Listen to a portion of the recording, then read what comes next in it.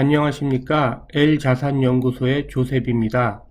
오늘은 여러분들이 가지고 계신 현금 자산 등을 어디에 투자하는 것이 가장 좋은 투자 방법이 될 수 있는지를 제가 뽑은 7개의 투자 자산을 살펴봄으로써 알아보도록 하겠습니다. 여기에 나와 있는 것들이 제가 뽑은 7개의 주요 투자 자산들이 되겠습니다.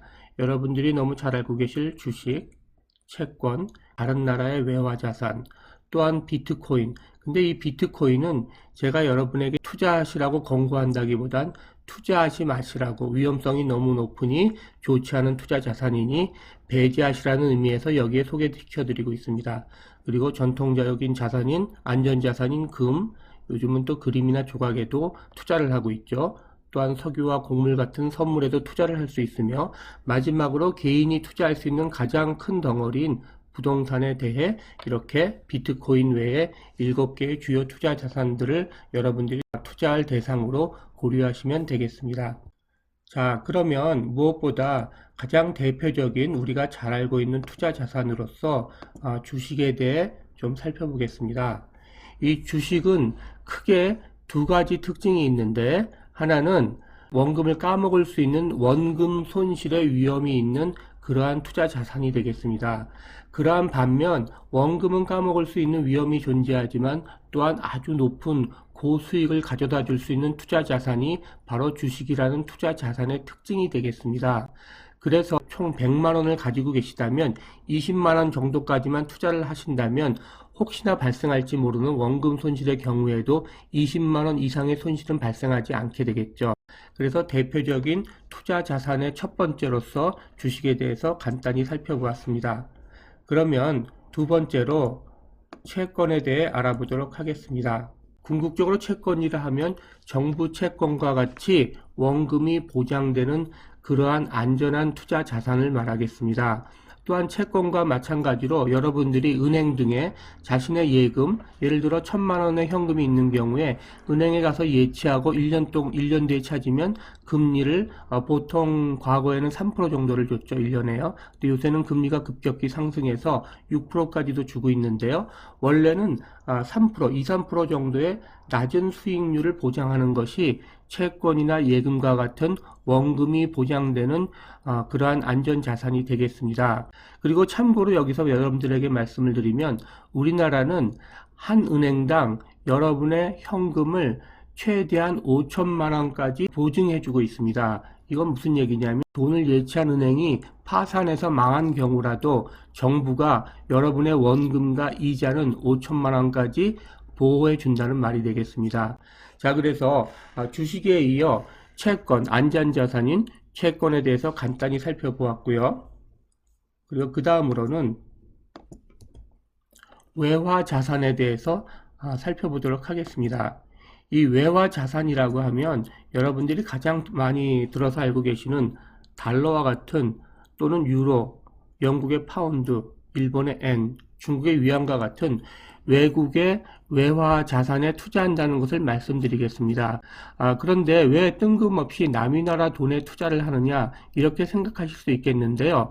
가장 대표적인 경우가 이런 일이 두 번 다시 우리나라에 일어나면 안 되겠지만 1997년 당시, 즉 IMF라는 외환 위기가 닥쳤었죠. 이때 달러당 800에서 900원대를 형성하던 환율이 2,000원대까지 급등한 적이 있습니다. 이것은 약 아주 단기간 내에 250%의 수익이 났다는 얘기인데요. 물론 이러한 일은 흔히 일어나는 일은 아니지만 여러분들이 각 나라 또는 각 지역의 경기 상황이나 외환 수급 상황을 잘 파악할 수 있다면 여러분의 자산을, 한국 돈으로 된 자산을 달러나 유로, 이러한 외국 자산에 투자함으로써 자신의 자산을 보호할 수도 있고 또 때에 따라서는 큰 수익을 낼 수도 있겠습니다.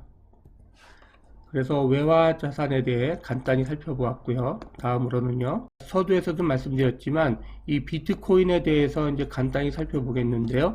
비트코인은 투자 자산으로서 고려하라는 의미가 아니라 투자하지 마시라고 경고하기 위해 여기에 설명드리고 있습니다. 이 비트코인은 간단히 말씀드려서 화폐도 아닌 것이 화폐처럼 행동하는 그러한 자산이 되겠습니다. 또한 금과 같이 안전한 자산이 절대 아닙니다. 그런데 마치 자기가 금과 같이 안전한 자산인 것처럼 그렇게 자신을 포장하고 있죠. 이 비트코인은 그 속성이 아주 도박성이 농후합니다.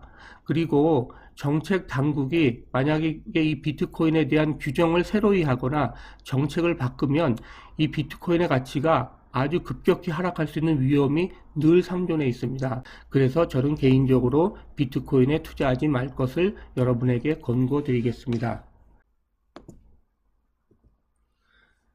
자, 그리고 우리가 이제 가장 잘 알고 있는 전통적인 안전자산으로서 금에 대해서 간단히 살펴보겠습니다. 자, 이 금은 우리 인류가 아주 오래전부터 안전하고 가치를 보유할 수 있는 그러한 자산으로 여겨져 왔습니다. 그래서 이 금에 투자를 하면 아주 극단적인 경우에 만약에 그 나라에 전쟁이 발생하거나 1930년대에 미국에서 발생한 대공황과 같은 아주 큰 경제 위기가 발생하는 경우에 자기의 자산을 온전히 지킬 수 있으면 물론이고요, 엄청나게 고수익을 낼 수 있습니다. 다음으로는요, 네, 예술작품에 대해서 간단히 살펴보겠는데요. 이 예술작품은 여러분들이 뉴스나 언론에서 들어서 아시겠지만 재벌가들이 주로 투자로 삼고 있는 그러한 투자 자산이 될 수 있겠습니다. 그래서 그림이나 조각과 같은 곳에 투자를 해서 자신의 자산도 보호하고 또 때로는 은닉하는 수단으로 예술작품에 투자하기도 하죠. 그래서 예술작품에 대해서는 그 정도 알아보고요. 선물이라는 투자 자산이 있겠는데요. 이 선물은 여러분들이 그 석유나 곡물과 같이 인류가 생활하는데 꼭 필요한 물질의 미래 가치에 투자하는 형태가 되겠습니다. 그런데 이 선물 자산에 투자하는 것은 높은 수수료가 수반되기 때문에 주의가 필요합니다. 일반적으로 이 선물에 투자하시려면 거래당 1%, 원금의 1%를 거래당 수수료로 부과하고 있습니다. 그래서 다시 말해서 여러분들이 선물을 사면 살 때 원금의 1%, 팔 때 원금의 1%를 그 거래 수수료로 부담하셔야 됩니다. 다시 말해 최소한 한 번은 사고 팔아야 되겠죠. 그러면 2%의 거래 수수료를 부담받게 되고 또한 운영 수수료도 같이 부담하기 때문에 상당히 높은 수수료가 단점으로 꼽히고 있습니다. 다음으로 부동산이라는 투자 자산에 대해서 알아보기로 하겠습니다. 부동산은 가격이 좀 되기 때문에요. 아무리 작은 물건이라고 하더라도 여러분들이 일정 규모의 현금 자산을 확보해야지만 투자를 할 수 있겠습니다. 전통적으로 부동산은 그 인플레 이상의 가치를 보유하는 자산이 되기 때문에 다른 자산에 비해 안전한 자산으로 분류할 수가 있겠습니다. 그런데 이 부동산은 한 가지 큰 단점이 있는데요. 이것을 빠르게 돈으로 현금화하기가 힘듭니다. 이것을 이제 낮은 현금성이라고 하는데요. 그래서 부동산은 현금화하기 어려운 특성이 있기 때문에 급한 자금이 필요한 경우에는 부동산에 투자하는 것은 바람직한 방법이 아니겠습니다. 자, 그래서 여러분과 함께 아주 간단하게 7가지 정도의 투자 자산에 대해서 같이 살펴보았습니다. 그래서 간략하게 주식, 채권, 외화자산, 비트코인은 투자하지 말자고 했죠. 금, 예술작품, 석유와 곡물과 같은 선물, 그리고 마지막으로 이 부동산에 대해서 알아보았는데요.